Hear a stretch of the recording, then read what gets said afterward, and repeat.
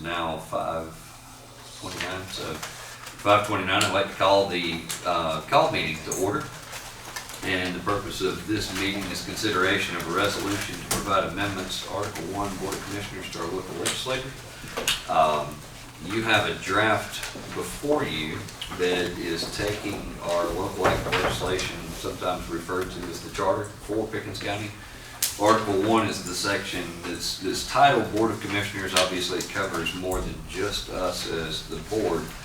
I'll review a couple of notes. I know that this has been provided for you guys to take a look, but that section covers the composition of the Board of Commissioners, eligibility, election of members of the board, vacancies, oath of office, terms and salaries, vice chairperson, meetings, powers and duties of the Board of Commissioners, powers and duties of the chairperson, and sealed bids and other procurements, internal organization of county government, minutes, budget, compliance and county budget, audits, and repeal of conflicting laws and severability. What we are proposing and what I have before each of you is a resolution to request that our local legislatures present to the state a couple of changes and revisions to this. I know that the copy you have before you is the clean copy. The one that was sent prior had the actual changes that were there. When it comes into the composition of the board, eligibility of the board, election of the members of the board, vacancies, oath of office and bond, salaries, and vice chair, there were no changes to be made to any of those sections. They're just all part of the same article. In the meetings category, the only change was in the language. I'm trying to find it here. I wish I'd have brought the red line version as well.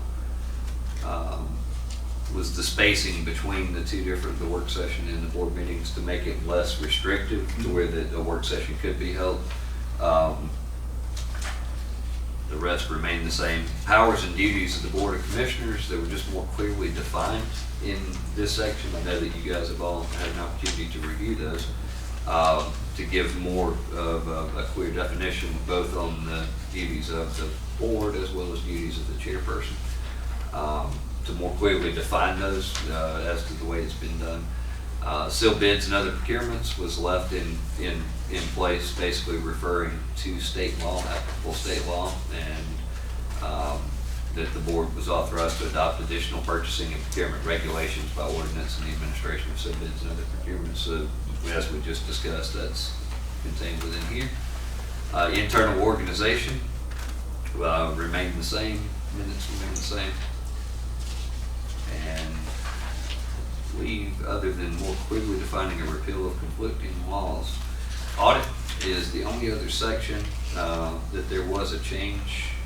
The change came to our current charter right now has just a specific, clear 4-year maximum that an auditor can participate in the audit. In this draft, it would state that during the 3rd year of the audit services relationship with the performing auditor, the county shall issue a request for proposal to choose its performing auditor for the following 3 years, while the current performing auditor can be allowed to submit a proposal for the following 3 years as well, giving them the ability to reapply, but it gives us the ability to review and make discussions on any partner changes that were there. So it would give us a little bit more flexibility in maintaining audit relationships, but to make sure that we are considering that.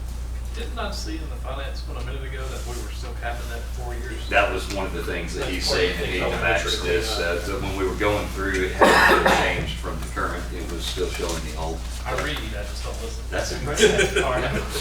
What are the others? To read it was enough. So I'm sorry. You're right. I know staff and council have provided you guys copies of this to review prior to today, so that you would be prepared to review those before. I'll do this probably a little bit different. Are there any questions or anything that you found within that statement before we go into the resolution for now? All my concerns have been taken care of. You have any questions? No, I'm going to read the resolution stating that whereas the Constitution of the State of Georgia approved by the voters of the state in November of 1982 and effective in July 1st, 1983, provides in Article 9, Section, this is why I don't like Roman numerals whenever it comes to my brain.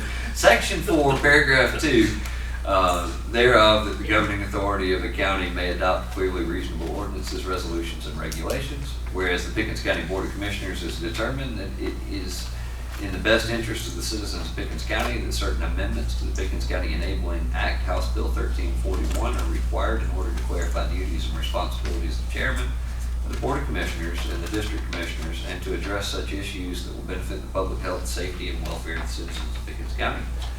Therefore, be it resolved that in the interest of health, safety, and welfare of the citizens of Pickens County, Georgia, the Pickens County Board of Commissioners hereby respectfully request its local delegation to the Georgia General Assembly to draft and sponsor local legislation to amend Pickens County Enabling Act as provided in Exhibit A, as we discussed a moment ago. Be it further resolved that the Commission chairs hereby authorized and empowered and directed to take all further actions and execute all documents necessary to implement this resolution. If approved, so resolved and adopted on the first day of February 2024. With that, do I have a motion to approve the resolution as it's been read? So moved. Second. I have moved and a second. Any discussion or questions? In the discussion portion, I will state that I have spoke to both our state representative and state senator, Mr. Jaspers and Mr. Gooch. They have stated that if we can get this to them in the following week, that they will move forward with the steps necessary to try to get it on the floor for approval. So, with that, all in favor? Aye. None opposed, motion carries. This one actually has a place for all three of us to sign, so we'll pass it. And while they are signing, I know that we did not place on our agenda, but this is a called meeting, and all called meetings do have a place for public comments. So I will open up for any public comments if anyone does have anything they need to address. All right, well, with no public comments, do I have a motion to adjourn? So moved. Second. Second. All in favor? Aye. You get some heads down there.